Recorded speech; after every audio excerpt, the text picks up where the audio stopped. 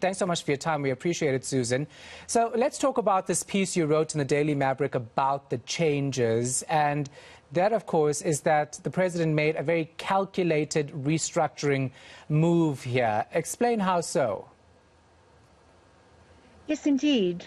I see that in the fact that he did a few shrewd moves to reposition security and intelligence. And these are coming to a large extent to be centered in the presidency, where he brought in the previous Ministry of State Security into the presidency. That ministry will no longer exist. There is a deputy minister, formerly intelligence, Zizi Kodwa, that's brought into the presidency. And there's a new minister in the presidency, Mapungubwe, and then there is the appointment of a new security advisor in the form of Dr. Sidney Mufamadi, experienced in intelligence matters, and a new panel that is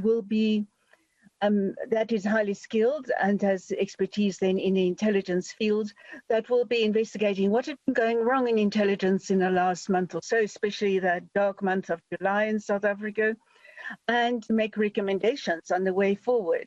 And that is very important to Ramaphosa and his regime, because last month, the events of July showed us very clearly how out of hand things can get and how much damage can be wreaked on society if that intelligence function and security operations do not function properly.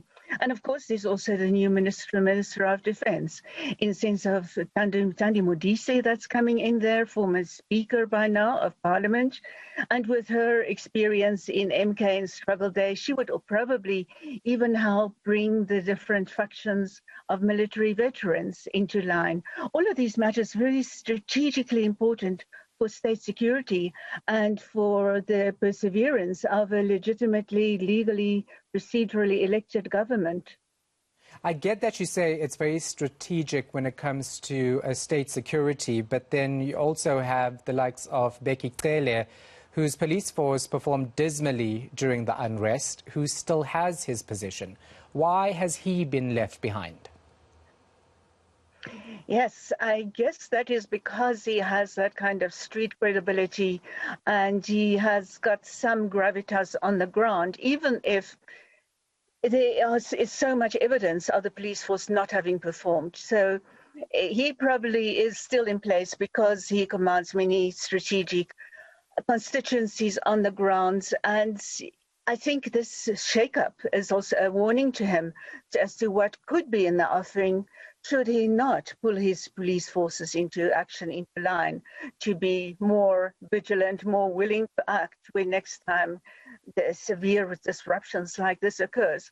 So I think he is lucky to have escaped this round, but he also commands constituencies which I think Ramaphosa needs, both in the ANC and on the ground. I also read about your point regarding Enoch Godongwana as finance minister. Of course, he has a background there when it comes to economic transformation for the ANC, but his image is tainted because he is linked to a very dodgy deal when it comes to a company that him and his wife own shares in. And eventually, many would argue he was pushed to resign from his previous position. Yes, that is one of the big question marks that will continue hovering over his appointment.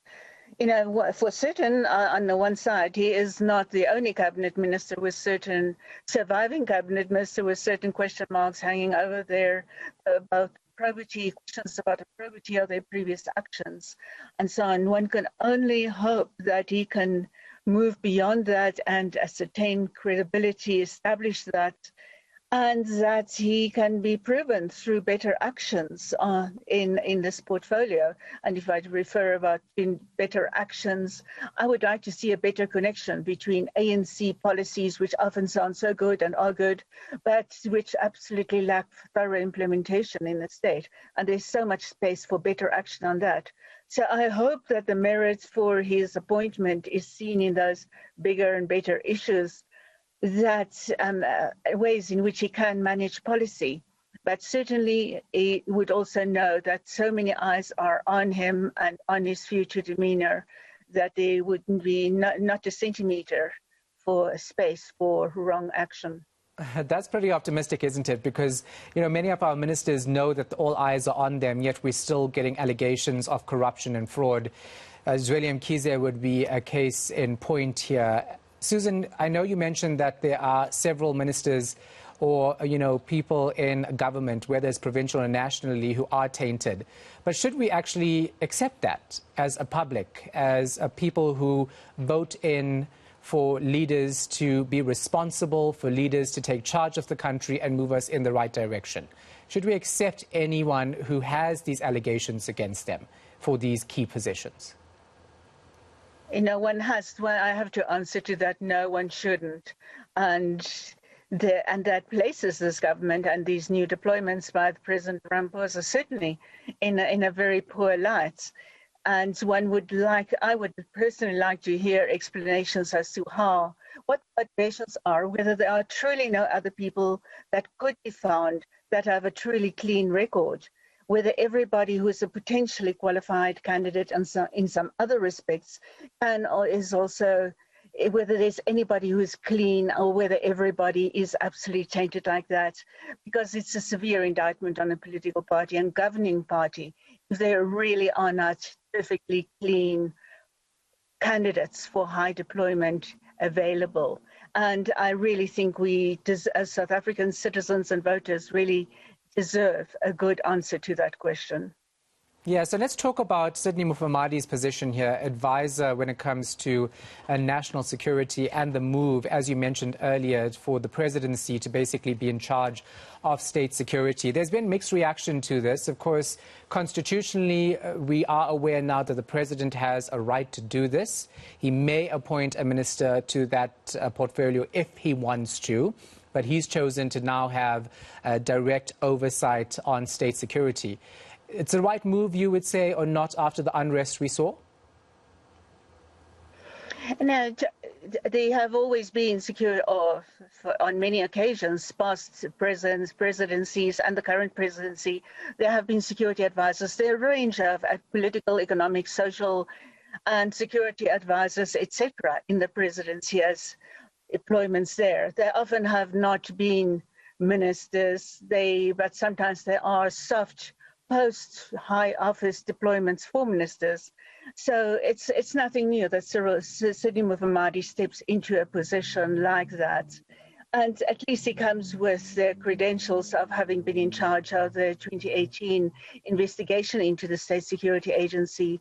And he comes with very close insights into what the problems are in that establishment, in the former State Security Agency.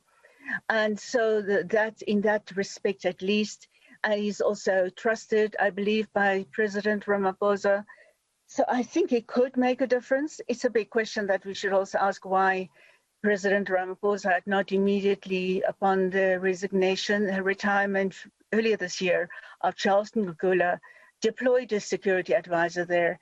And we hope that Sidney Mufamadi would take that deployment very seriously, because there's obviously a need to get better vigilance and insights into that function. And then lastly, let's talk about the recycling of what many would argue were incompetent ministers like Ayanda Dlodlo, the former state security minister. And the testament to that statement is, of course, the unrest that we saw last month. And then you also have Stella Ndebeni Abrams. These people have been moved around. They still manage portfolios within the cabinet. And it might not be as important, but still key positions.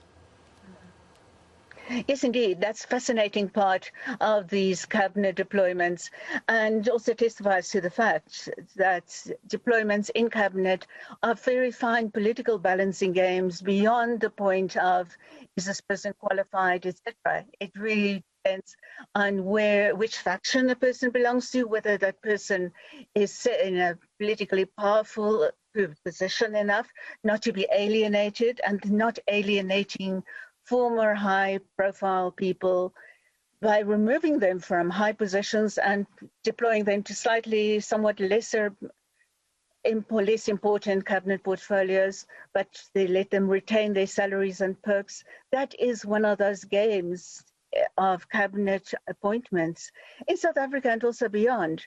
And then, yes, we see those musical chairs, Stella Ndabeni Abrahams, and Kumbutso Nchaveni, for example, she's another one. We see the splitting up of the portfolio of human settlements, water and sanitation, and Mamloko Kubai coming into that position. And yes, it's retention of people, perhaps giving them a chance to try to do better next time around. And that we see that problems with how they had managed their previous portfolios are dealt with in the circulation, horizontal redeployment ways. Of course, in the case of Lindiwe Sisulu, that was more important, and that was probably a demotion, but keeping her close and keeping her in cabinet. Yeah, very interesting. Thanks so much for your time and your insight. Appreciate it.